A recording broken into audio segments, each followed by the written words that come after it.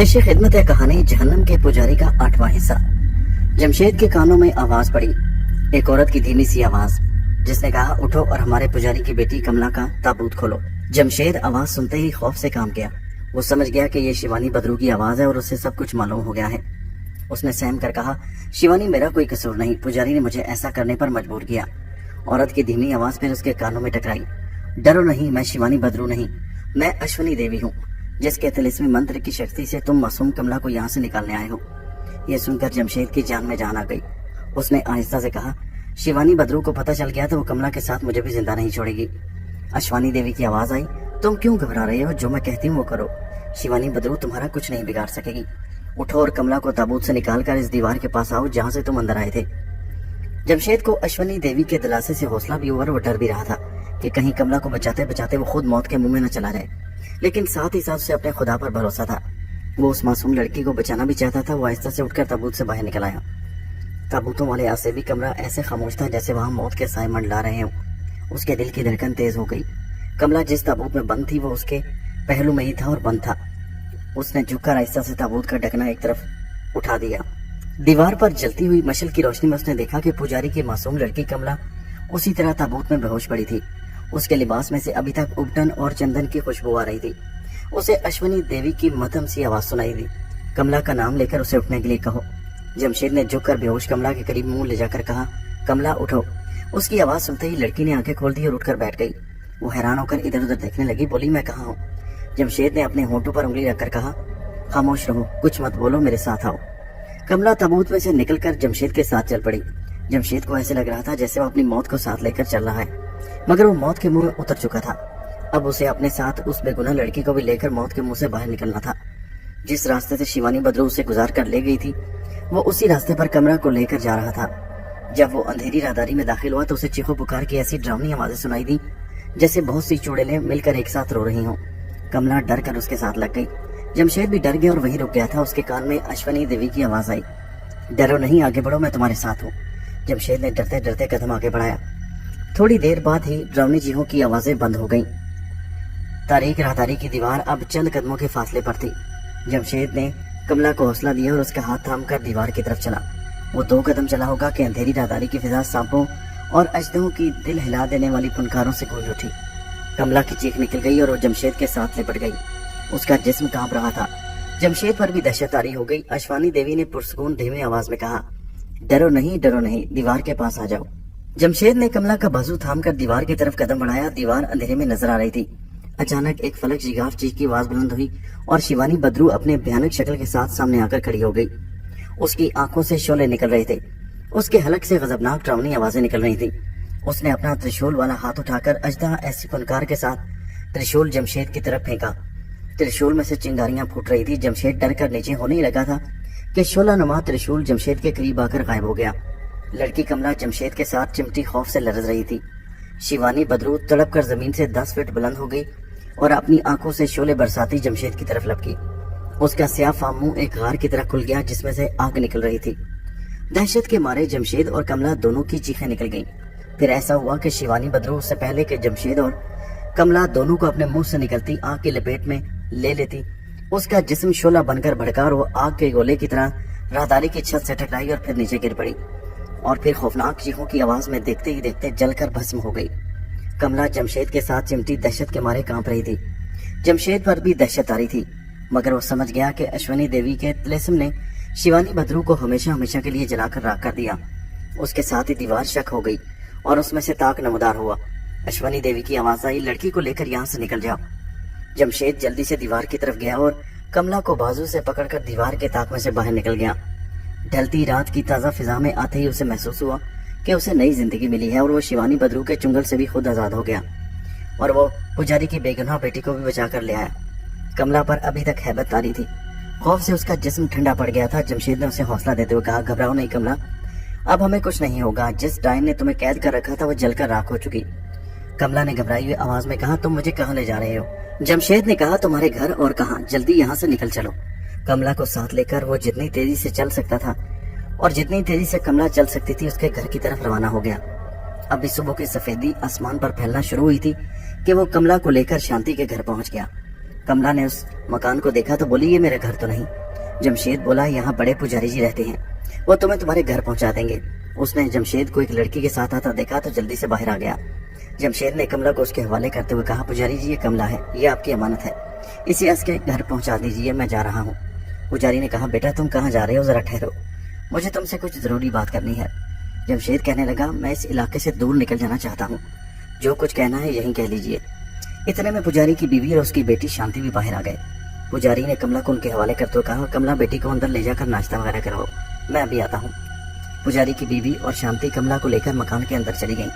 पुजारी ने जमशेद का बाजू थामकर कहा, बेटा तुम इस वक्त अश्वानी देवी के मंत्रों के तिलिस्म में हो, इस हालत में जाओगे तो अश्वानी देवी के दुश्मन देवता तुम्हें उठाकर पाताल के राक्षसों के हवाले कर देंगे और फिर वहां से तुम्हें अश्वानी देवी भी ना बचा सकेगी। जमशेद सोच में पड़ गया। पुजारी बोला, मेरे साथ अंदर चलकर आराम करो, मैं अश्वानी देवी का एक अमल करके तुम्हारे जिस्म से उसके मंत्रों का तिलिस्म दूर कर दूंगा, उसके बाद तुम बेशक चले जाना। अब जमशेद पुजारी के पास रुकने पर मजबूर हो गया। उसने कहा, मगर मैं ज्यादा देर नहीं रुकूंगा, मुझे इस सारे इलाके से खौफ आने लगा है। पुजारी ने जमशेद के कंधे पर हाथ रख दिया और बोला, बेटे अब तुम्हें किसी किस्म की चिंता करने की जरूरत नहीं, शिवानी बदरू जलकर भस्म हो चुकी, वो अब तुम्हें कोई नुकसान नहीं पहुंचा सकती, लेकिन अश्वानी देवी के दुश्मन देवता तुम्हें शिवानी बदरू से भी ज्यादा नुकसान पहुंचा सकते हैं। तुम एक बार उनके कब्जे में आ गए तो फिर तुम्हारी मृत्यु यानी मौत यकीनी है। जमशेद पुजारी के साथ उसकी कोठरी में आ गया। उसने जमशेद को चारपाई पर बिठा दिया और बोला, तुमने बड़ा नेक काम किया, मैं कमला बेटी को आज उसके माता पिता के घर भिजवा देता हूँ। जमशेद बेचैन हो रहा था, कहने लगा, पुजारी जी जल्दी से अश्वानी देवी का अमल करके उसके मंत्रों का असर मेरे जिस्म से निकाल दें, बस मुझे कुछ और नहीं चाहिए। पुजारी बोला, बेटा ये अमल सूरज देवता के डूब जाने के बाद ही किया जा सकता है, तुम्हें शाम तक इंतजार करना होगा, घबराओ नहीं, यहाँ तुम्हें किसी दुश्मन देवता से कोई खतरा नहीं, तुम इस वक्त मेरे और अश्वानी देवी के तिलिस्मी मंत्रों की हिफाजत में हो। जमशेद शाम तक पुजारी के मकान में रहने पर मजबूर हो गया। शिवानी बदरू से निजात हासिल करने के बाद जमशेद अपनी असल इंसानी हालत में वापस आ गया था और अब उसे भूख प्यास लगने लगी थी। उसने पुजारी से पीने के लिए पानी मांगा तो पुजारी ने बड़ी मोहब्बत से कहा, बेटा तुम यहीं बैठो, मैं तुम्हारे लिए नाश्ता लेकर आता हूँ। पुजारी चला गया। जमशेद कोठरी में बैठा सोचने लगा कि यहाँ से निकलकर सीधा अपने घर जाएगा और बाकी जिंदगी लोगों की खिदमत और याद इलाही में बसर कर देगा। पुजारी उसके लिए दूध और कुछ मिठाई लेकर आ गया। कहने लगा, बेटा इस वक्त घर में यही कुछ है, इसे स्वीकार करो। जमशेद को बड़ी भूख लगी थी, वो नाश्ता करने लगा। पुजारी उसके पास सामने वाली चारपाई पर बैठा उससे बातें करता रहा और उसकी बहादुरी और नेकी की तारीफें करता रहा। जमशेद नाश्ता कर चुका तो पुजारी बोला, अब तुम आराम करो, यहाँ तुम्हें कोई परेशान नहीं करेगा, बिल्कुल फिक्र न करो। ये कहकर पुजारी चला गया। चारपाई पर बिस्तर बिछा हुआ था। जमशेद लेट गया। खुदा जाने वो कब से जाग रहा था। लेटते ही उसकी आंख लग गई। दिन निकलते ही पुजारी ने पहला काम ये किया कि एक बुजुर्ग आदमी के साथ कमला को वो घोड़ियों पर बिठाकर उसके माता पिता के घर की तरफ रवाना कर दिया और खुद मंदिर में पूजा पाठ कराने चल दिया। मंदिर में उसकी बीवी पहले से देवता की मूर्ति की आरती उतारते हुए भजन गा रही थी और कुछ औरतें और मर्द वहां बैठे उसके साथ भजन गा रहे थे। पुजारी भी पूजा में शामिल हो गया। पूजा खत्म होने के बाद जब श्रद्धालु मर्द और औरतें प्रसाद लेकर चली गईं तो पुजारी की बीवी ने कहा, पुजारी की बेटी कमला अपने माता पिता के पास चली गई, अब इस मुसलमान को तुमने घर में क्यों बिठा रखा है? पुजारी ने अपनी बीवी की तरफ पुरस्कार अंदाज में मुस्कुराते हुए देखा और बोला, शांति की माता लक्ष्मी देवी हम पर मेहरबान हो गई और बहुत जल्द हम सोने चांदी और हीरे जवाहरात के खजानों के मालिक बन जाएंगे। पुजारी की पत्नी ने हैरान होकर कहा, तुमने गांजा तो नहीं पिया? कैसी बहकी बहकी बातें करने लगे हो? पुजारी ने हंसकर कहा, अरे नारायणी, मैं बिल्कुल होश में हूँ और तुम्हें जो कुछ कह रहा हूँ उसका एक एक लफ्ज सच है। वो दिन दूर नहीं जब मैं भारत के सबसे बड़े सोमनाथ जी के मंदिर का पुजारी होऊंगा और तुम उस मंदिर की सबसे बड़ी पुजारन होगी और मंदिर की सारी दौलत हमारे कब्जे में होगी और हम बाकी जिंदगी ऐशो आराम से बसर करेंगे। भगवान ने मेरी सुन ली है नारायण। मैं शास्त्रों और वेदों का इतना बड़ा विद्वान हूँ और यहाँ पाकिस्तान के एक छोटे से गाँव में मंदिर का पुजारी बनकर बैठा हूँ। यहाँ मेरी विद्या को जानने वाला कौन है? पुजारी की पत्नी और ज्यादा हैरान होकर बोली, ये तुम क्या कह रही हो? ये सब कुछ कैसे होगा? कैसे हो सकता है? तुमने जरूर नशा कर रखा है। पुजारी का मकान मंदिर की दीवार के दूसरी तरफ था। वो अपनी बीवी को लेकर मकान की कोठरी में आ गया। नारायणी को अपने पास बिठाया और दरवाजा बंद कर लिया। फिर खुद भी उसके पास बैठ गया और कहने लगा, नारायणी, तुम खुद एक पुजारन हो, तुम्हें मालूम होगा कि नरक लोक के देवी देवताओं में से एक देवी का नाम दुष्ट देवी है। हाँ, पुजारन ने कहा, मुझे मालूम है। पुजारी बोला, और तुम्हें यह भी मालूम होगा कि मेरा चैन काल कदीम जमाने में महादेवता सोमनाथ जी की मूर्ति के गले में सोने का एक अनमोल हार हुआ करता था। जैसे आकाश के देवताओं ने खुद सोमनाथ की मूर्ति के गले में पहनाया था। हाँ मुझे ये मालूम है, पुजारी की बीवी ने कहा, मगर तुम कहना क्या चाहते हो? पुजारी बोला, और तुम ये भी जानती हो कि दुष्ट देवी सोमनाथ जी की पत्नी बनकर उनके गले से देवताओं का अर्पण किया हुआ ये पवित्र आकाश हार चुरा कर ले गई, जिसकी वजह से सोमनाथ जी की मूर्ति के चरणों में अग्नि स्थान में जलने वाली आग बुझ गई और आज तक वहां 1000 कोशिश के बावजूद कोई शख्स आग रोशन नहीं कर सका। पुजारी की बीवी ने कहा, पहेलियां न बुझवाओ, ये बताओ तुम क्या कहना चाहते हो? पुजारी ने अपनी बीवी के बाजू पर हाथ रखते हुए कहा, नारायणी सब्र से काम लो, मैं तुम्हें अभी सब कुछ बता देता हूँ। सोमनाथ जी के आकाश हार के चोरी हो जाने का सोग सैकड़ों बरस से हिंदू लोग मना रहे हैं। आकाश के बड़े बड़े देवता भी दुष्ट देवी से सोमनाथ जी का आकाश हार वापस लाने में कामयाब नहीं हो सके, क्योंकि दुष्ट देवी की शक्ति का मुकाबला कोई देवता नहीं कर सकता। जरा सोचो, अगर मैं ये आकाश हार दुष्ट देवी से छीन कर सोमनाथ जी की मूर्ति के गले में डालने में कामयाब हो जाऊं, तो सोमनाथ के मंदिर का बड़ा पुजारी बनने के अलावा हिंदू लोग मुझे देवता समझकर मेरी पूजा नहीं करने लगेंगे। पुजारी की पत्नी ने कहा, जिस आकाश हार को आकाश के देवता नहीं ला सके उसे तुम कैसे लाओगे? पुजारी बोला, यही तो तुझे मालूम नहीं, आकाश हार मैं नहीं लाऊंगा, कोई दूसरा शख्स लाकर मुझे देगा। बीवी ने पूछा, ये दूसरा शख्स कौन है? पुजारी बोला, मेरी कोठरी में सो रहा है। पुजारी की पत्नी ने ताज्जुब से कहा, अरे वो मुसलमान जो कमला को निकाल कर लाया है। हाँ वही, पुजारी ने कहा। उसकी आंखों में अजीब सी चमक थी। पत्नी बोली, अजीब बातें कर रहे हो, जिस आकाश को हमारे बड़े बड़े देवता और देवताओं के दुष्ट देवी से छीन कर नहीं ला सके उसको एक मुसलमान कैसे लाएगा? पुजारी बोला, यकीन करो नारायणी, इस हार को एक मुसलमान ही दुष्ट देवी के गले से उतार कर ला सकता है। इसके बाद पुजारी ने अपनी बात की वजाहत करते हुए नारायणी को बताया कि शास्त्रों में लिखा है कि एक वक्त ऐसा आएगा कि सोमनाथ की मूर्ति का आकाश हार नरक लोक की दुष्टनी दुष्ट देवी चुरा कर ले जाएगी और मंदिर की आग बुझ जाएगी, और जब तक आकाश हार वापस नहीं आएगा मूर्ति के स्थान की आग रोशन न हो सकेगी। और शास्त्रों में यह भी लिखा है कि इस हार को देवता अवतार भी वापस न ला सकेंगे, लेकिन हमारे काले जादू की खुफिया किताब में लिखा है कि इस हार को कोई आम मुसलमान नहीं ला सकेगा, सिर्फ वही ला सकेगा जिस पर पहले से किसी आसेब का साया रह चुका हो। पुजारी बोला, मैं यहाँ बैठा सिर्फ किसी ऐसे ही मुसलमान का इंतजार कर रहा था जिस पर किसी बदरू के आसेब का साया रह चुका हो, और वो आसेब किसी हिंदू औरत की बदरू का आसेब हो। आखिर लक्ष्मी देवी हम पर मेहरबान हुई और उसने जमशेद की शक्ल में एक ऐसा मुसलमान मेरे पास भेज दिया जिस पर एक मुद्दत तक बड़े खतरनाक हिंदू औरत की बदरू के आसेब का साया रह चुका है। पुजारी की बीवी ने कहा, यह आदमी पक्का मुसलमान है, वह तुम्हारे कहने पर यह काम नहीं करेगा। मुसलमान अपने धर्म के बड़े पक्के होते हैं, वो इस किस्म की बातों को कुफ्र समझते हैं। पुजारी बोला, तुम ठीक कह रही हो, जमशेद मेरे कहने पर यह काम करने को हरगिज तैयार न होगा, क्योंकि वो खुद बहुत जबरदस्त जादूगर रह चुका है, मगर मेरी ताकत से वो वाकिफ नहीं। तुम क्या करोगे? पुजारी की बीवी ने पूछा। पुजारी ने कहा, शायद तुम्हें मालूम नहीं, हिंदुओं में भूत भी होते हैं, बदरूहें भी होती हैं, आसेब भी और मसान भी होते हैं। मसान उनमें सबसे ज्यादा खतरनाक और डरावने होते हैं। वो जिस इंसान को चिमट जाते हैं फिर उसका सारा खून पीकर उसके जिस्म का गोश्त और हड्डियां तक खा जाते हैं, और या फिर उसकी रूह को काबू करके उससे अपनी मर्जी के काम लेते हैं। मेरे कब्जे में एक मसान है, मैं ये मसान उस आदमी जमशेद के अंदर दाखिल कर दूंगा और वो मेरे हुक्म के मुताबिक दुष्ट देवी के खुफिया मंदिर में जाकर मुझे आकाश हार ला कर देगा। ये काम अकेला मसान नहीं कर सकता, वो सिर्फ किसी आसेब ज़दा मुसलमान के जिस्म में दाखिल होकर ही आकाश हार ला सकता है। पुजारी की बीवी ने पूछा, दुष्ट देवी का खुफिया मंदिर कहाँ है?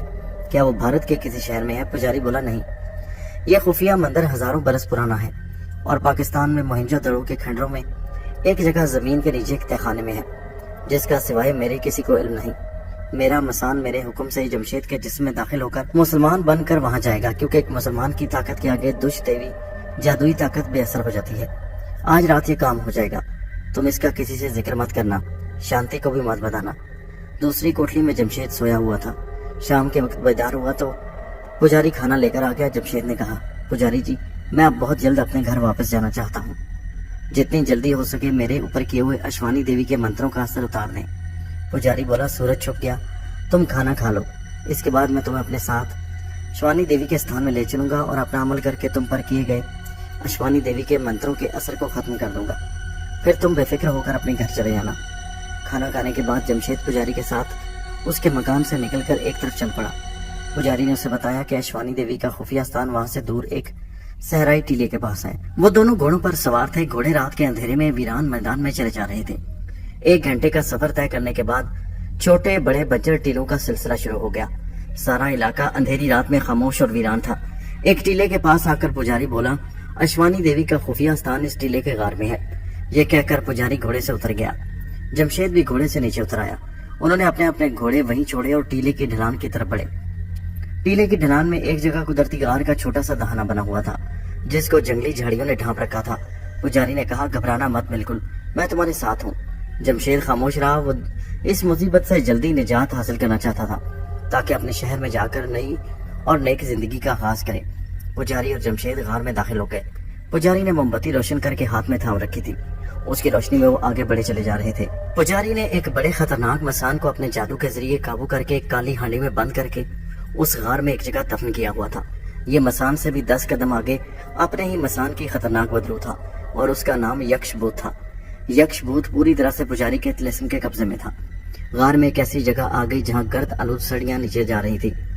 पुजारी वहां पहुंचकर रुक गया। उसने जमशेद से कहा, तुम यहीं ठहरो, अश्वानी देवी की मूर्ति नीचे तहखाने में है, मैं वो मूर्ति लेकर आता हूँ। उस मूर्ति को सामने रखकर मैं खास मंत्र पढ़कर फूंकूंगा, उसके साथ ही तुम्हारे ऊपर किए गए मंत्रों का असर हमेशा के लिए खत्म हो जाएगा। जमशेद बोला, देर न लगाना। पुजारी ने कहा, फिक्र न करो, मैं जल्दी मूर्ति लेकर आऊंगा। पुजारी ने मोमबत्ती एक ही जगह पत्थर पर लगा दी और खुद पत्थर की पुरानी गर्द आलूद सीढ़ियां उतरता नीचे चला गया। नीचे एक छोटा सा तहखाना था। यहाँ एक कोने में मट्टी की छोटी सी ढेरी बनी हुई थी। पुजारी ने जल्दी जल्दी मट्टी हटाई। नीचे से एक हांडी निकल आई। हांडी का मुंह बंद था। पुजारी ने हांडी सामने रख ली और एक मंत्र पढ़कर उस पर फूंका। हांडी का ढकना अपने आप ऊपर उठकर नीचे गिर पड़ा और उसके अंदर से स्याह धुएं का एक गोला निकलकर हांडी के ऊपर गर्दिश करने लगा। धुएं के गोले में से खड़खड़ाहट की ऐसी आवाजें निकल रही थी जैसे कोई आदमी इंतहाई तकलीफ की हालत में जिंदगी की आखिरी सांसें ले रहा हो। पुजारी ने कहा, यक्षभूत मेरे हुक्म से जाहिर हो जा। पुजारी का हुक्म सुनकर स्याह धुएं का गोला एक लहर की शक्ल इख्तियार कर गया। फिर उस लहर ने एक मसान की शक्ल इख्तियार कर ली। ये अपने मसान की बदरू यक्षभूत था। उसकी शक्ल इंतहाई डरावनी थी। एक बार तो पुजारी के बदन में भी खौफ की लहर दौड़ गई। यक्षभूत का स्याह फाम जिस्म एक बड़ी छिपकली जैसा था। नोकीले पंजों वाले हाथ छोटे बाजुओं के साथ लगे हुए थे और पंजों पर से खून टपक रहा था। गुटी हुई गर्दन पर बड़ी छिपकली जैसा सर लगा था। आंखों के सुर्ख डेले अपने हलकों से बाहर निकले हुए थे। होंठ गायब थे। उनकी जगह ऊपर नीचे नोकीले दांत ही दांत थे जो खून से सुर्ख हो रहे थे। सर के ऊपर काले बाल कांटों की तरह खड़े थे। दांतों के दरमियान से धुएं की हल्की हल्की लहरें बाहर निकल रही थी जैसे उसके अंदर आग भड़क रही हो। ये मसान यक्ष का भूत था। यक्ष भूत ने नोकीले खून और दांतों के होंठ ऊपर नीचे उठाते हुए खरखरी आवाज में कहा, मुझे किस लिए बाहर निकाला है? पुजारी ने कहा, जिस मकसद के लिए मैंने तुम्हें अपने कब्जे में कर रखा है, आज तुम मेरा वो मकसद पूरा करोगे। तुम यहाँ से मोहिंजोदड़ो के खंडर के नीचे दुष्ट देवी के खुफिया मंदिर में जाओगे और उसके गले में पड़ा हुआ वो आकाश हार लाकर मुझे दोगे जो वो सोमनाथ के मंदिर से चुरा कर लाई थी। यक्षभूत के मुंह से धुएं का गुबार निकला।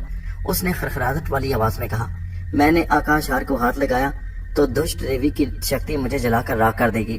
पुजारी ने कहा, लेकिन अगर तुम एक मुसलमान आदमी के अंदर दाखिल होकर जाओगे तो दुष्ट देवी तुम्हारा कुछ नहीं बिगाड़ सकेगी। मैं एक आदमी को अपने साथ लाया हूँ जो मुसलमान है। तुम इसको चिमट कर उसके अंदर दाखिल हो जाओगे, फिर एक मुसलमान के रूप में दुष्ट देवी के खुफिया मंदिर में जाओगे और आकाश हार लेकर सीधे मेरे पास आ जाओगे वापस।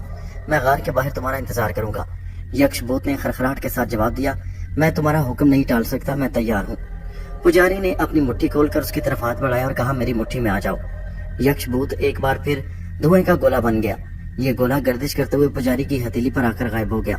पुजारी ने अपनी हथेली को देखा, वहां चुटकी पर राख पड़ी हुई थी। पुजारी ने मुट्ठी बंद कर ली और दूसरे हाथ से अपने लंबे कुर्ते की जेब से एक छोटी सी मूर्ति निकाली और सीढ़ियां चढ़कर जमशेद के पास आ गया। जमशेद उसी तरह गार में बैठा हुआ इंतजार कर रहा था। एक तरफ पत्थर पर लगी हुई मोमबत्ती जल रही थी। पुजारी ने मूर्ति वाला हाथ ऊपर उठाते हुए जमशेद से कहा, मैं अश्वानी देवी की मूर्ति ले आया हूँ, मेरे सामने सीधे होकर बैठ जाओ ताकि मैं मंत्र फूंक कर तुम्हारे जिस्म से अश्वानी देवी के मंत्रों का असर जाहिर कर सकूं। जमशेद सीधा होकर बैठ गया। पुजारी के एक हाथ में मूर्ति थी। यक्ष भूत की राख वाली मुट्ठी उसने बंद कर रखी थी। उसने एक खास मंत्र का जाप शुरू कर दिया।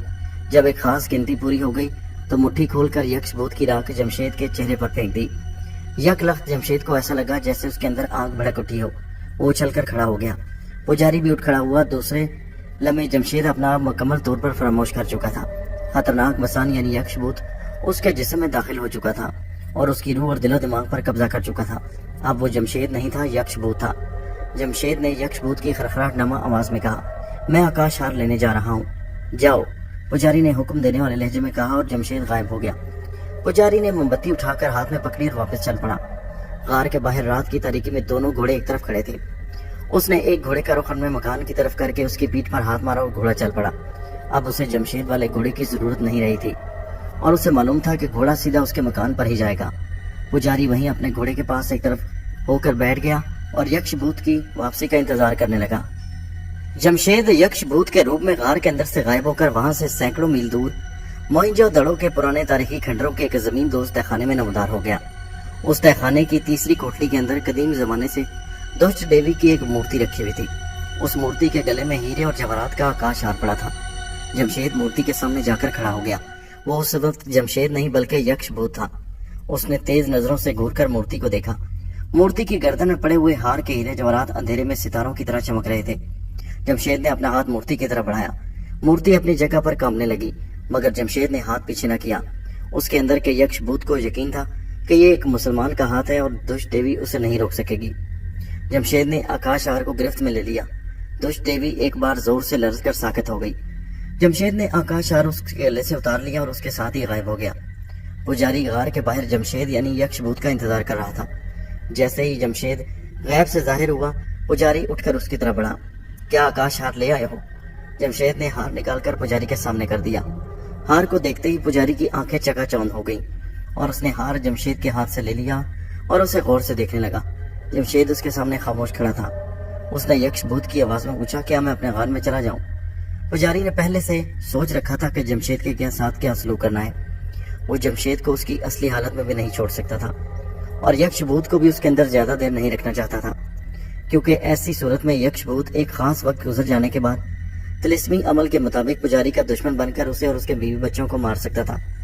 اگر وہ یکش بھوت کو جمشید کے جسم میں سے نکال کر جمشید کو اصلی حالت میں لے آئے تو جمشید کے اندر سرایت کیا گیا اشوانی کا منتر پجاری کے لیے خطرناک ثابت ہو سکتا تھا، کیونکہ دشت دیوی کا ہار چرا کر لے جانا اشوانی دیوی اور دوسرے پاتال کے دیوتاؤں کے لیے خاص جرم تھا جس کو معاف نہیں کیا جا سکتا تھا۔ چنانچہ پجاری نے جمشید کو خونی آصف کے حوالے کرنے کا فیصلہ کر لیا۔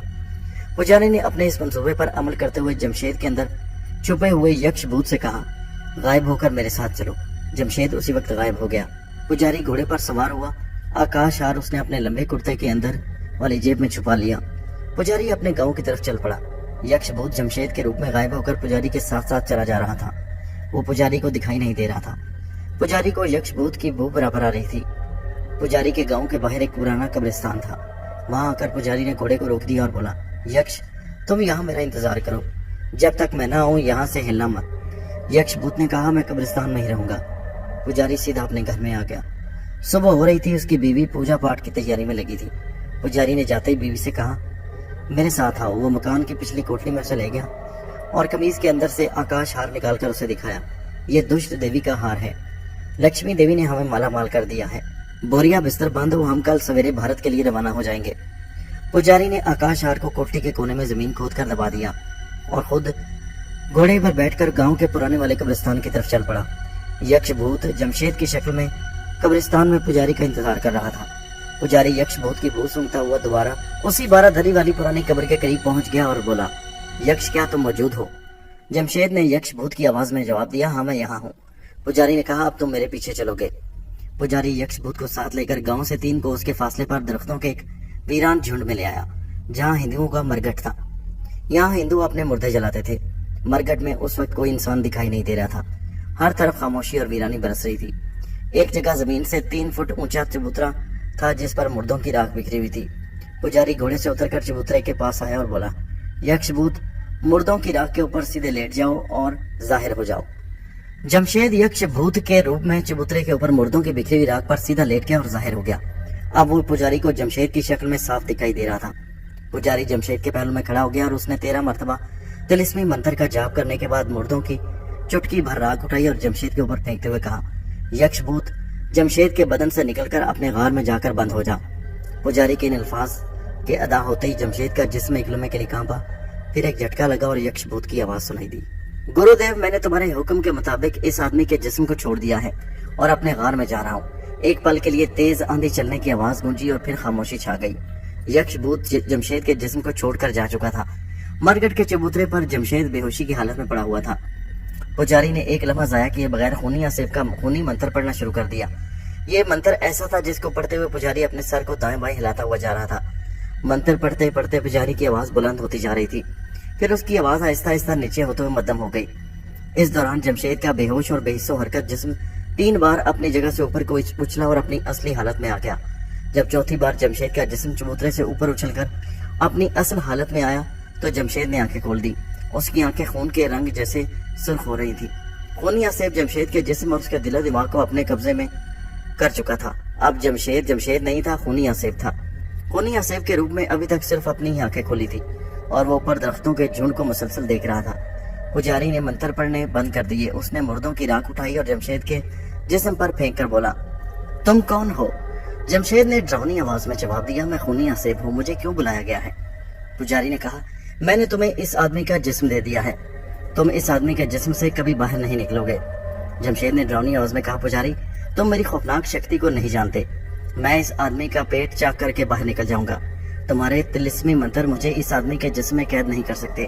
पुजारी ने राख की चुटकी भरी और मंत्र पढ़कर जमशेद पर डाली और कहा, मैंने तुम पर यक्ष देवता का मंत्र फूंक दिया है, जाओ, मैं तुम्हें यक्ष देवता के नाम पर हुक्म देता हूँ, जाओ और बदरूहों के मरकट में अपना ठिकाना बनाओ। जमशेद ने डरावनी आवाज में जवाब दिया, तुम मुझे नहीं जानते, मैं खूनी आसेब हूँ और मेरे सामने जो आएगा मैं उसे जिंदा नहीं छोड़ूंगा। तुमने मेरी खूनी भूख को बेदार कर दिया है। पुजारी बोला, तुम इस मुल्क में रहने वाले चाहे सारे लोगों का खून पी जाओ, मगर इस आमिल जमशेद के जिस्म से कभी बाहर मत निकलना। जमशेद आसेब की शक्ल में उठ खड़ा हुआ। खड़े होते ही खूनी आसेब की सुर्ख आंखों से खून के कतरे टपकने लगे। उसने डरावनी आवाज में कहा, खूनी आसेब जिसको चिमट जाता है फिर मर कर भी उसे नहीं छोड़ता। इसके साथ ही खूनी आसेब धुएं की लकीर बनकर सांप की तरह पेचोताब खाता हुआ गायब हो गया। पुजारी फौरन घोड़े पर सवार होकर अपने गांव वाले मकान में वापस आ गया। उस दिन वो अपनी पत्नी, अपनी बेटी शांति और अपने होने वाले दामाद को साथ लेकर भारत रवाना हो गया। आकाश हार उसने अपने लिबास के अंदर अच्छी तरह छुपा लिया।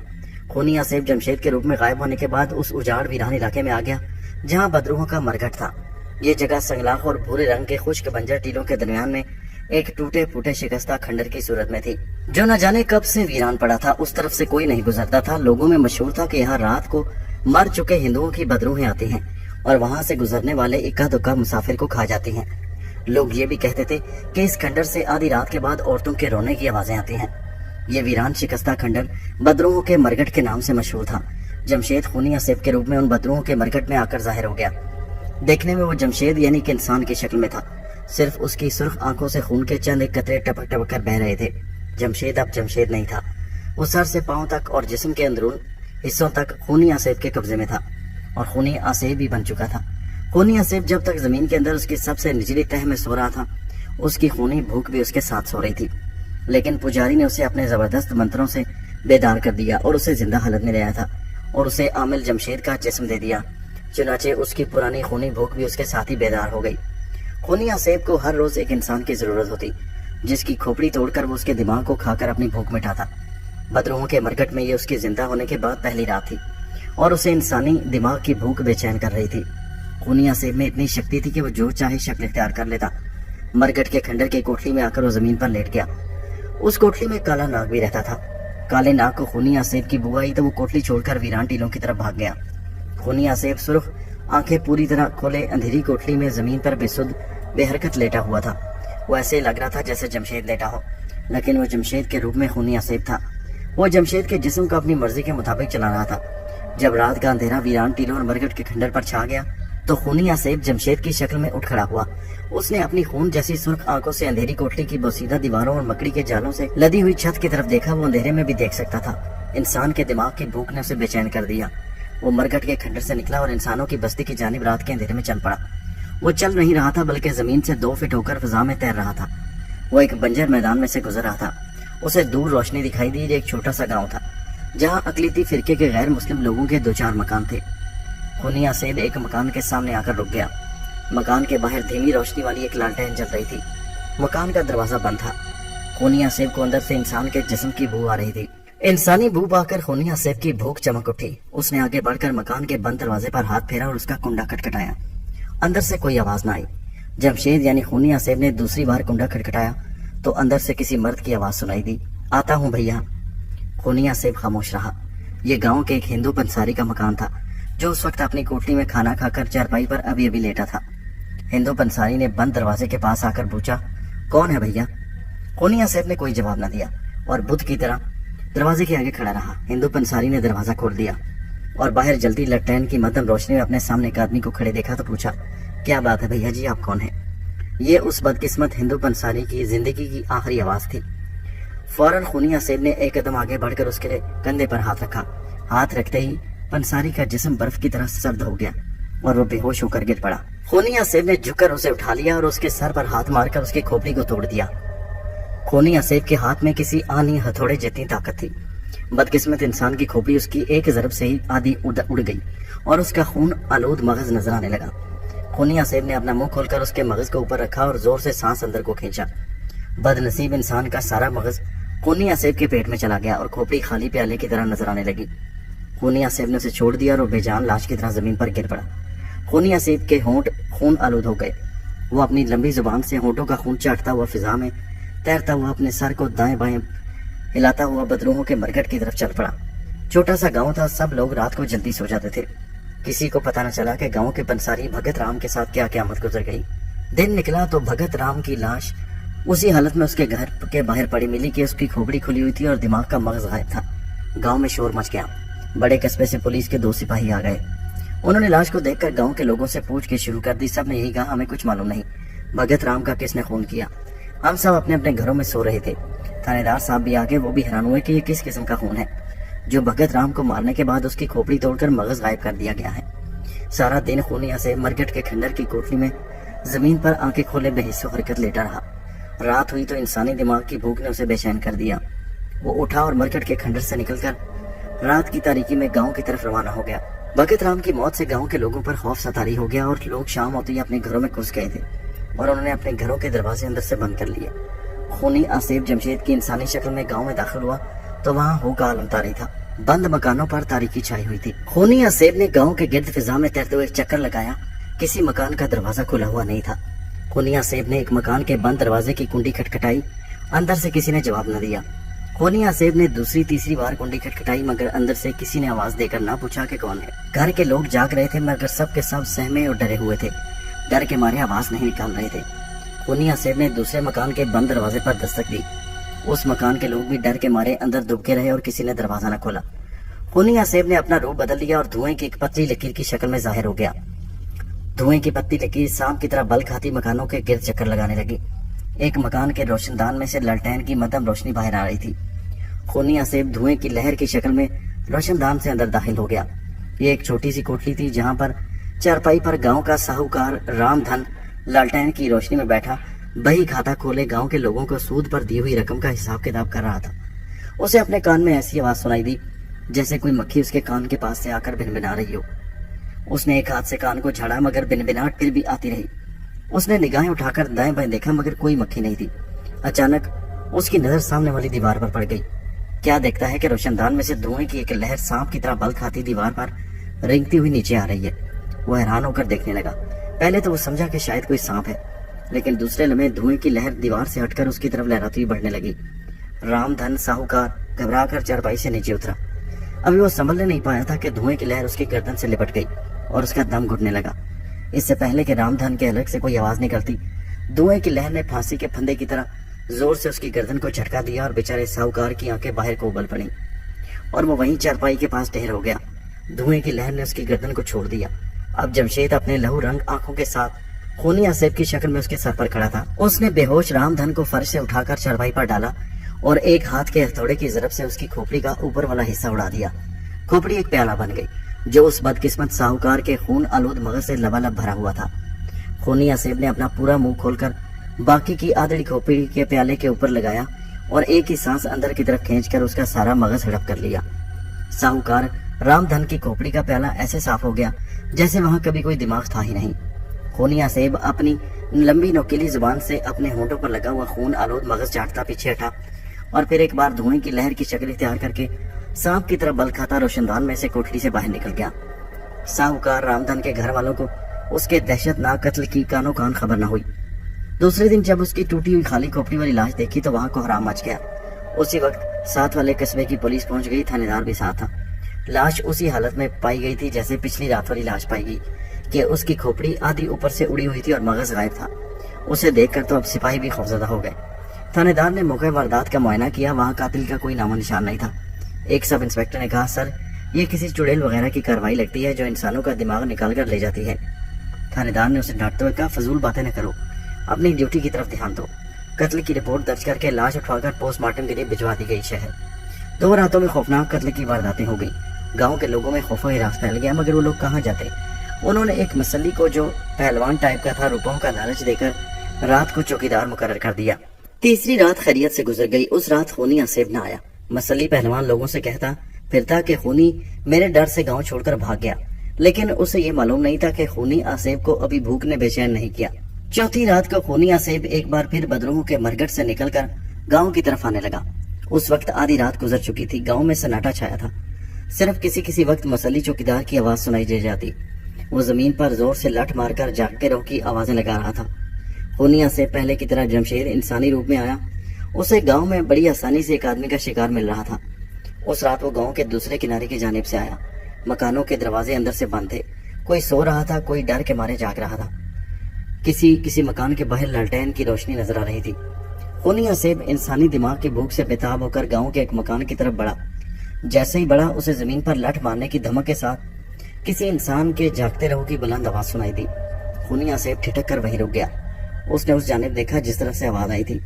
اچانک گاؤں کی ایک گلی میں سے پہلوان چوکیدار نکل کر اس کے سامنے آ گیا۔ خونی اپنی جگہ پر کھڑے اسے خونی نگاہوں سے دیکھنے لگا۔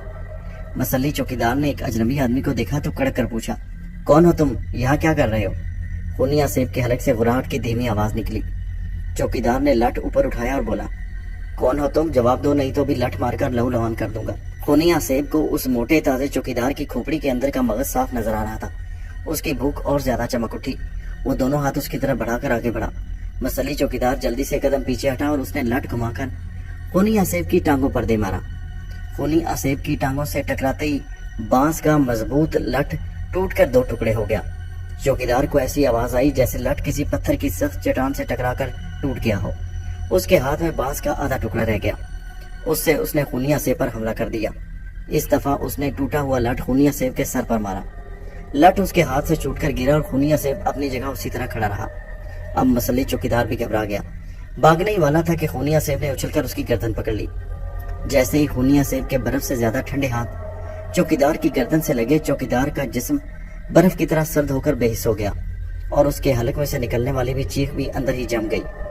خونی آصف نے زور سے چوکیدار کی کھوپڑی پر ہاتھ مارا۔ اس کی کھوپڑی آدھی اڑ کر دور جا گری اور دماغ نظر آنے لگا۔ خونی آصف نے خون آلود دماغ کے ساتھ منہ لگایا اور زور سے سانس اندر کی طرف کھینچ کر دماغ کھا گیا۔ مسلی چوکیدار بیچارے کی کھوپڑی خالی رہ گئی۔ خونی آصف نے دونوں ہاتھوں سے ابھی تک اس کی گردن پکڑ رکھی تھی۔ اس نے گردن چھوڑ دی۔ چوکیدار کی لاش زمین پر گر کر اوندھی ہو گئی۔ خونی آصف کسی عصبی بھوت کی طرح آہستہ آہستہ ہوا میں تیرتا ہوا اپنے بدرو کے مرکٹ والے ٹھکانے پر واپس آ گیا۔ یہ اقلیتی فرقے کے لوگوں کا گاؤں تھا۔ 30-35 مکان تھے، صرف 2-3 مکان مسلمانوں کے تھے۔ 3 وارداتوں میں اقلیتی فرقے کے لوگ ہی بہیمانہ طریقے سے قتل ہوئے تھے۔ چنانچہ گاؤں کے سارے غیر مسلم لوگ جان کے خوف سے گاؤں چھوڑ کر بھاگ رہے تھے۔ صرف 2-3 مسلمان گھرانے ہی وہاں پر ٹھہرے ہوئے تھے۔ انہوں نے بھی اپنے بال بچے دوسرے گاؤں میں بھیج دیے تھے۔ پہلوان چوکیدار کا صحت مند اور کافی بڑا دماغ ہڑپ کرنے کے بعد خونی آصف 2-3 دن تک بدروہوں کے مرکٹ میں پڑا رہا۔ تیسرے دن رات کو اسے بھوک لگی تو وہ مرکٹ کے کھنڈر سے نکل کر گاؤں کی طرف چل پڑا۔ اس وقت رات کا پچھلا پہر ہو چکا تھا۔ گاؤں سنسان پڑا تھا، کہیں کوئی دیا بتی روشن نہیں تھی، ہر طرف تاریکی تھی۔ خونی آصف ویران گاؤں کی اندھیری سنسان گلیوں میں پھرنے لگا۔ اسے کسی مکان کے اندر سے انسان کی بو نہیں آ رہی تھی۔ وہ گلی سے نکل کر باہر آ گیا اور باہر سے گاؤں کے کچے مکانوں کے ساتھ ساتھ چلنے لگا۔ اسے ایک مکان کی طرف سے انسان کی بو آتی محسوس ہوئی۔ خونی آصف کی خونی آنکھیں چمکنے لگی۔ اسے اپنا شکار مل گیا تھا۔ یہ مکان ایک عبادت گزار غریب کسان کا تھا جو رات کے پچھلے پہر اٹھ کر وضو کرنے کے بعد قرآن پاک کھول کر تلاوت کرنے بیٹھا ہی تھا۔ خونی آصف بھوک سے دیوانہ ہو کر جیسے مکان کی طرف بڑھا، مکان کے اندر سے تلاوت کی آواز آنے لگی۔ اس آواز کو سنتے ہی خونی آصف کو ایک زوردار جھٹکا لگا اور وہ الٹ کر پیچھے گرا اور زمین پر لڑکتا ہوا دور تک چلا گیا۔ اس کے جسم پر لرزہ طاری ہو گیا، وہ خوف سے کانپنے لگا، لرز رہا تھا، وہاں سے دوڑنے کی کوشش کرنے لگا۔ اس نے غائب ہونے کی کوشش کی مگر اس کے غائب ہونے کی شکتی جواب دے چکی تھی۔ وہ اسی طرح لرزتا کانپتا اپنے آپ کو گھسیٹتا ہوا چلا جا رہا تھا۔ گاؤں کی حدود سے نکلنے کے بعد وہ اپنی اصلی حالت میں آ گیا۔ اس کی شکتی بھی واپس آ گئی۔ اسی لمحے وہ غائب ہو کر اپنے مرگھٹ والے کھنڈر کی طرف بھاگ اٹھا۔ وہ دھوئیں کے چھوٹے سے گولے کی شکل میں گردش کرتا دیوانہ وار اڑتا جا رہا تھا۔ मगर ये धुएं का गोला किसी को नजर नहीं आ सकता था। बदरूहों के मरकट वाले खंडर में आकर वो वीरान आसेबी कोठरी में घुसकर बेदम होकर जमीन पर लेट गया। जमीन पर लेटते ही वो जमशेद के जिस्म में वापस आ गया। उसका जिस्म अभी तक आहिस्ता आहिस्ता कांप रहा था। तब उसे मालूम हुआ कि वो जिस मकान की तरफ बढ़ा था वो एक मुसलमान का मकान था, और उसी लम्हे उसे ये भी इल्म हो गया कि अब तक उसने जिन आदमियों की खोपड़ियां उड़ाकर उनके मगज हड़प किए थे वो मुसलमान नहीं थे। खूनी आसेब अब खुद भी खौफजदा हो गया। वो अब गांव के आस पास भी नहीं ठहर सकता था। दिन निकलने से पहले पहले वो मरघट के खंडर से नजर न आने वाले धुएं के मरगोले की शक्ल में निकलकर मशरिक की तरफ चल दिया। जमशेद की शक्ल इख्तियार करने के बाद खूनी आसेब ज्यादा देर तक अपनी भूख को बर्दाश्त नहीं कर सकता था। वो दिन के वक्त वीरान जगहों पर छुपता रहा और रात के वक्त अपने शिकार की तलाश में निकलता, मगर वो सारा इलाका कलमा गो मुसलमानों की आबादी का था। वो बस मुसलमानों को गैर मुस्लिम समझकर उसकी तरफ बढ़ता, उससे जबरदस्त धचका लगता और उसका जिस्म लुढ़खड़ाता हुआ सैकड़ों फीट दूर जा पड़ता। भूख की हालत में खूनी आसेब ने जानवरों को खाना शुरू कर दिया। बड़े से बड़े जानवर गाय भैंस के मगज को उड़ाप करने के बाद उसकी भूख आधी बाकी रह जाती। एक रात वो शहर से बाहर एक ऐसी कॉलोनी में दाखिल हो गया जहां ईसाई मजहब के मानने वालों के बहुत से घर थे। इंसानों की बू से बेताब किए जा रही थी। उस वक्त रात के 11 सवा 11 बजे का वक्त था। सर्दी की वजह से कॉलोनी के बाजार और गलियां तकरीबन सुनसान हो रहे थे। वो धुएं की एक लहर की शक्ल में था। उस वक्त गिरजा में से एक औरत कोई खुसूसी इबादत करने के बाद बाहर निकलकर अपने मकान की तरफ जा रही थी। खूनी आसेब उसका पीछा करने लगा। ईसाई औरत जब अपनी गली में दाखिल होने लगी तो खूनी आसेब ने धुएं की लहर से इंसानी यानी जमशेद की शक्ल इख्तियार की और एकदम उस औरत के पीछे जाहिर होकर उसकी गर्दन पर हाथ रख दिया ताकि वो उसके हाथ के लम्स से यख बस्ता होकर बेहोश होकर नीचे गिर पड़े और वो उसकी खोपड़ी तोड़कर उसका मगज खा जाए। लेकिन औरत पर कोई असर न हुआ, बल्कि औरत ने चौंक कर पीछे देखा। अपने सामने एक सुर्ख आंखों वाले डरावने इंसान को देखकर उसकी हलक से बेख्तियार चीख निकल गई। औरत खूनी आसेब के सामने हुई तो उसके गले में जो सलीब पड़ी हुई थी उसमें से तेज रोशनी की शुआ निकलकर खूनी आसेब पर पड़ी और वह जमीन से 10 फीट ऊपर को उछलकर दूर जा पड़ा और उसका जिस्म कांपने और लरजने लगा। खूनी आसेब उसी लम्हे गायब हो गया। जब वो बदरूहों के मरघट वाले ठिकाने पर आया तो उसका जिस्म अभी तक कांप रहा था। वो उसी औरत को भी मुसलमान समझा जिस पर ने उसने हमला किया था। वो रात गुजर गई, दूसरा दिन और दूसरी रात भी गुजर गई। तीसरी रात को जब भूख खूनी आसेब से बर्दाश्त ना हो सकी तो वो वहशी भूखे दरिंदे की तरह मरघट में से निकला और धुएं की लहर की शक्ल में इंसानी आबादियों की तरफ चल पड़ा। रात का 1 बज रहा था। ये शहर के मज़ाफात की आबादी थी। वहां उसे खाने को कोई गाय भैंस भी न मिली तो खूनी आसेब को इंसानी मगज की भूख ने नीम दीवाना बना दिया। अचानक उसके आसेबी दिमाग में एक तरकीब आ गई। उसने सोचा क्यों ना मैं उस इंसान की खोपड़ी तोड़कर उसके मगज से अपनी भूख मिटाऊं जिसको मैंने अपने कब्जे में कर रखा है। ये इंसान जमशेद था, मगर जमशेद को अपनी दरिंदगी का निशाना बनाने के लिए खूनी आसेब के लिए किसी दूसरे इंसान की शक्ल इख्तियार करना जरूरी था। मगर उसे वहां कोई इंसान नजर नहीं आ रहा था जिसके जिस्म में दाखिल होकर वो जमशेद की खोपड़ी तोड़कर उसका मगज चाट सके। रात आधी से ज्यादा गुजर चुकी थी। लोग अपने घरों में सो रहे थे। वैसे भी खूनी आसेब पर यह हकीकत वाज़ेह हो चुकी थी कि यहाँ सारे लोग मुसलमान हैं और वो किसी मुसलमान के करीब जाते हुए भी डरता था। अचानक उसे दूर से कुत्ते के भौंकने की आवाज सुनाई दी। खूनी आसेब का गैर इंसानी दिमाग तेजी से सोच रहा था। उसने उसी लम्हे सोच लिया कि वो कुत्ते की शक्ल इख्तियार करके जमशेद की खोपड़ी तोड़कर उसके दिमाग से अपनी भूख मिटा सकता है। खूनी आसेब उसी वक्त धुएं की शक्ल में जमशेद के जिस्म से बाहर आ गया। वो जानता था कि जमशेद के जिस्म से निकल जाने के बाद भी उस पर उसके आसेब का जबरदस्त असर बाकी रहेगा और वो अपनी जगह से हरकत नहीं कर सकेगा। चुनाचे ऐसा ही हुआ। खूनी आसेब जैसे ही जमशेद के जिस्म से अलग हुआ, जमशेद बेहोश होकर जमीन पर गिर पड़ा। खूनी आसेब उसी तरह तेजी से चलने लगा जिस तरफ उसे कुत्ते के भौंकने की मुसलसल आवाज आ रही थी।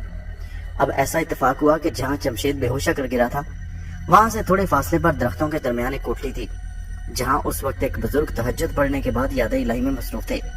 ये वही बुजुर्ग थे जो जमशेद को शहर लाहौर की एक बस्ती की मस्जिद में मिले थे और जिन्होंने जमशेद को तलकीन की थी कि अगर वो नेक अमल करता रहा तो उसके गुनाहों की सजा कम होती जाएगी और जिनके हाथों पर जमशेद ने इस्लाम कबूल किया था।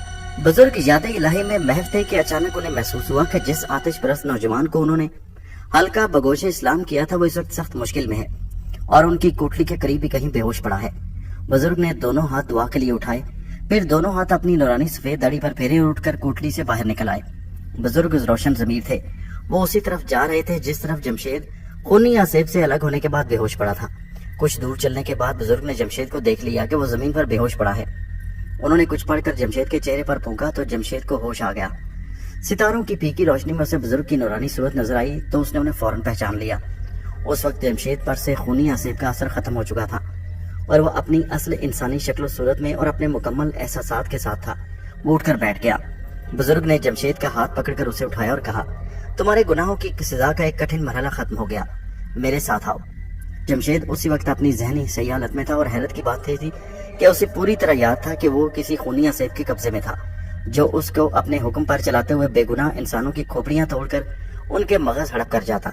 جمشید کے جسم کے اندر رہ رہ کر خونی اسیب نے جمشید کے ذہن کی مدد سے جو یہ سوچا تھا کہ وہ کتے کی شکل بدل کر جمشید پر حملہ کر کے اس کی کھوپڑی توڑ کر اس کے مغز سے اپنی درندہ صفت بھوک مٹائے گا، جمشید کو یہ بھی یاد رہ گیا تھا۔ اس نے بزرگ سے کہا، خونی اسیب مجھے زندہ نہیں چھوڑے گا، وہ کتے کا روپ بدل کر مجھ پر ضرور حملہ آور ہوگا۔ بزرگ نے کہا، بیٹا جب تک تم میرے پاس ہو خونی اسیب تمہارا کچھ نہیں بگاڑ سکے گا۔ بزرگ جمشید کو لے کر اپنی کوٹلی میں آ گئے۔ انہوں نے جمشید کو اپنے ساتھ بٹھا لیا اور بولے، تمہارے گناہوں کی آدھی سزا قدرت نے معاف کر دی۔ تمہارا یہاں تک آنا اس بات کا ثبوت ہے، لیکن اپنے کالے جادو کے پیشے کے زمانے میں تم نے اپنے جادو ٹونے سے جن معصوم انسانوں کو ہلاک کیا اس کی سزا بھی باقی ہے۔ اس سزا کی آگ میں جلنے کے بعد ہی تم کندن بن کر نکلو گے اور تمہارا ضمیر گناہوں کے بوجھ سے آزاد ہو جائے گا۔ جمشید نے کہا، اگر قدرت خداوندی کی یہی رضامندی ہے تو میں اللہ کی رضا کے آگے اپنا سر تسلیم خم کرتا ہوں۔ آپ روشن ضمیر بزرگ ہیں، کیا آپ مجھے بتا سکتے ہیں کہ میرے گناہوں کی سزا کا یہ دوسرا مرحلہ کتنا لمبا ہوگا؟ بزرگ نے فرمایا، اس بارے میں مجھے بتانے کی اجازت نہیں، یہ تمہارا اور تمہارے خدا کا معاملہ ہے، وہ اگر چاہے تو تمہارے گناہوں کی بخشش ابھی ہو سکتی ہے، لیکن یاد رکھو خدا کے معاملات میں دخل کی کسی کو اجازت نہیں، نہ کسی کو مجال ہے۔ بڑے بڑے عبادت گزار انسانوں کو بھی اپنی غلطیوں کی سزا بھگتنی پڑتی ہے۔ اتنی دیر میں خونی اسیب کتے کی شکل اختیار کر کے اس جگہ واپس آ گیا جہاں وہ جمشید کو بے ہوشی کی حالت میں چھوڑ کر گیا تھا۔ یہ دیکھ کر خونی اسیب کتے کی شکل میں بے چین ہو کر بھونکتے ہوئے ادھر ادھر کو دوڑا کہ اپنا شکار تلاش کرے وہ کہاں چلا گیا۔ خونی اسیب اگرچہ کتے کی شکل میں تھا لیکن اس کا دماغ خونی اسیب ہی کا تھا۔ وہ ایک جگہ رک کر اپنی گردن دائیں بائیں گھما کر اپنے مفروض شکار جمشید کو ڈھونڈنے کی کوشش کرنے لگا۔ اسے دور درختوں کی جانب سے جمشید کی بو آتی محسوس ہوئی۔ وہ اسی طرف دیوانہ وار دوڑا۔ درختوں کے درمیان بزرگ کی کوٹلی تھی جہاں جمشید بزرگ کے سامنے بیٹھا ادب سے ان کی باتیں سن رہا تھا۔ خونی اسیب کی کوٹلی کے قریب پہنچا کہ کسی غیبی طاقت نے اسے اٹھا کر پیچھے پھینک دیا، مگر انسانی دماغ کی شدید بھوک نے خونی اسیب کو وہاں سے جانے نہ دیا۔ وہ محفوظ فاصلے پر کھڑا ہو کر زور زور سے بھونکنے لگا۔ اس کی آواز سن کر جمشید نے بزرگ سے کہا، خونی اسیب کتے کی شکل میں یہاں آن پہنچا ہے۔ بزرگ نے فرمایا، میں جانتا ہوں مگر تمہیں فکر مند ہونے کی ضرورت نہیں، جب تک تم میرے پاس ہو خونی اسیب تمہیں کوئی نقصان نہیں پہنچا سکتا۔ جمشید نے فکر مند ہو کر کہا، لیکن مجھے یہاں سے نکل کر اپنے گھر بھی تو پہنچنا ہے، تب کیا ہوگا؟ میں اس خونی اسیب سے کیسے اپنے آپ کو بچاؤں گا؟ بزرگ نے کہا، یاد رکھو اگر مسلمان ایک گناہ کرے گا تو اسے اس کی گناہ کی سزا بھگتنی ہوگی۔ تم اپنی سزا کے آخری مرحلے میں سے گزر رہے ہو، تم پر ایک مصیبت آنے والی ہے۔ اگر تم اسلام کے راستے پر ثابت قدم رہے تو تم اس مرحلے سے بھی گزر جاؤ گے۔ جمشید پریشان ہو گیا۔ اس نے پوچھا، یہ مصیبت کس قسم کی ہوگی، کس شکل میں آئے گی؟ بزرگ نے کہا، یہ تو مجھے معلوم نہیں، لیکن اتنا ضرور جانتا ہوں کہ اس مصیبت میں ہر قدم پر تمہاری جان کو خطرہ ہوگا۔ جمشید بولا، محترم بزرگ، مگر میں تو پوری طرح سے صحت یاب ہو چکا ہوں، مجھ پر کسی اسیب کسی بدرو کا سایہ نہیں رہا۔ بزرگ نے قدرے توقف کے بعد کہا، ایسا لگتا ہے کہ یہاں سے جانے کے بعد وہ مصیبت دوبارہ شروع ہو جائے گی جو میری کوٹلی کے باہر تمہارا انتظار کر رہی ہے۔ جمشید نے کہا، لیکن باہر سے اب خونی اسیب کے بھونکنے کی آواز نہیں آ رہی، وہ تو شاید جا چکا، اور ویسے بھی اب میرا کچھ نہیں بگاڑ سکتا وہ، کیونکہ میں ایک کلمہ گو مسلمان ہوں۔ بزرگ نے فرمایا، لیکن تم سے بعض بڑے گھناؤنے گناہ ہوئے ہیں، وہ گناہ مصیبتوں اور آفتوں اور بدروؤں کو موقع دیتے ہیں کہ وہ تم پر حملہ آور ہوں۔ جمشید بولا، تو کیا میں یہاں سے باہر نکلتے ہی ایک بار پھر خونی اسیب کے چنگل میں پھنس جاؤں گا، اس عذاب میں پھنس جاؤں گا؟ بزرگ نے کہا، میں نے تم پر جو دعا پڑھ کر پھونکی تھی اس کی وجہ سے خونی اسیب تمہارے قریب نہیں آئے گا، لیکن وہ کسی دوسری شکل میں تم پر حملہ آور ہو سکتا ہے۔ یہ خونی اسیب بڑے خوفناک شیطانی طاقت رکھتے ہیں، بس تمہیں اپنی نیت کو نیک رکھتے ہوئے اس سے ہوشیار رہنا ہوگا۔ جمشید اندر سے پریشان ہو گیا تھا۔ اسے اپنے وہ سارے گناہ یاد آ رہے تھے جو اس نے اپنے کالے جادو ٹونے کے زمانے میں کیے تھے۔ وہ اپنے ان گناہوں پر سخت شرمندہ تھا، نادم تھا، پچھتا رہا تھا۔ باہر سے خونی اسیب کے کتا بن کر بھونکنے کی آواز بالکل بند ہو چکی تھی، لیکن جمشید کو خبردار کر دیا گیا تھا کہ وہ کسی نہ کسی شکل میں کسی نہ کسی جگہ گھات لگا کر اس کے انتظار میں ضرور بیٹھا ہوگا۔ یہی وجہ تھی کہ جمشید باہر نکلنے سے گھبرا رہا تھا، لیکن اسے آخر باہر تو نکلنا ہی تھا۔ باہر رات ڈھلنا شروع ہو گئی اور آسمان پر صبح کی ہلکی ہلکی نیلی روشنی نمودار ہونے لگی۔ بزرگ نے جمشید سے کہا، اللہ پر بھروسہ رکھو، اپنے دل کو مضبوط کرو اور اپنے گھر جاؤ، خدا تمہاری حفاظت کرے۔ جمشید خونی اسیب کے جس عذاب میں سے گزر چکا تھا اس نے اس کی روح تک کو ہلا کر رکھ دیا تھا۔ وہ اس عذاب میں دوبارہ مبتلا نہیں ہونا چاہتا تھا، لیکن آخر وہ بزرگ کے پاس کب تک بیٹھا رہ سکتا تھا؟ اس نے بزرگ سے مصافحہ کرتے ہوئے خداحافظ کہا اور کوٹلی سے باہر نکل آیا۔ باہر ابھی رات کا اندھیرا پوری طرح دور نہیں ہوا تھا، لیکن مشرقی افق پر جو صبح کی پہلی نیلی روشنی ابھرنا شروع ہو گئی، اس کی وجہ سے درختوں اور مکانوں کے خاکے دھندلے دھندلے نظر آنے لگے۔ جمشید نے ڈرتے ڈرتے کوٹلی سے باہر قدم رکھا اور وہیں رک گیا اور چاروں طرف دیکھنے لگا۔ اس کو یہ خیال بڑا حوصلہ دے رہا تھا کہ اس پر بزرگ کی دعا کا اثر ہے، جس کی وجہ سے خونیہ سے براہ راست اس پر حملہ نہیں کرے گا۔ بس اسے ہر طرف سے خبردار اور چوکس رہنے کی ضرورت ہے۔ جمشید پھر سے اپنی اصلی جسمانی حالت میں واپس آ چکا تھا۔ اگر اسے کوئی اندیشہ تھا تو صرف اس بات کا کہ بزرگ کے کہنے کے مطابق وہ ایک بار پھر کسی مصیبت میں گرفتار ہونے والا تھا، جو اس کے بعض گھنونے گناہوں کی سزا کی آخری مصیبت ہوگی۔ رات کا اندھیرا بھی پوری طرح سے دور نہیں ہوا تھا۔ وہ ایک غیر آباد علاقے میں تھا، اسے کوئی اندازہ نہیں تھا کہ آگے کون سا قصبہ یا کون سا شہر ہے۔ وہ بار بار پیچھے مڑ کر دیکھ لیتا کہ کہیں خونیہ سے کتے کی شکل میں اس کا پیچھا تو نہیں کر رہا، لیکن ابھی تک اسے نہ تو کہیں کوئی کتا دکھائی دیا، نہ کسی کتے کے بھونکنے کی آواز سنائی دی تھی۔ ڈھلتی رات کے اندھیرے میں دور درختوں کے ذخیرے میں سے گزرنے لگا۔ یک لخت اسے ایک بلند چیخ کی آواز سنائی دی اور جمشید کا دل دہل کر رہ گیا۔ دوستو، یہ کہانی جاری ہے، اس کا اگلا حصہ نیکسٹ ویڈیو میں ملاحظہ کیجیے۔